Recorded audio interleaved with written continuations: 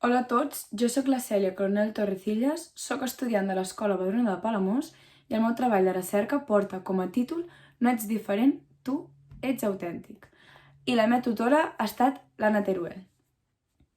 En el meu treball de recerca he volgut ajuntar l'autisme amb l'educació, les aules i les escoles. Els meus principals objectius van ser comparar les escoles públiques i les privades i comprovar si de veritat les escoles estaven suficientment adaptades per tenir infants amb autisme a les aules.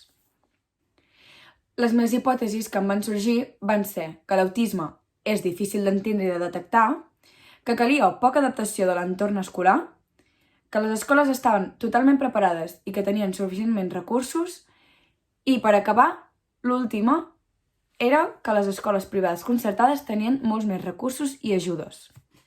La metodologia ha estat molt senzilla i molt assequible. Ha estat a través de pàgines web oficials, professorat, vetlladores, psicòlegs de l'escola i familiars. Això és la part teòrica. La part pràctica em van ajudar molt els caps d'estudis i professorat.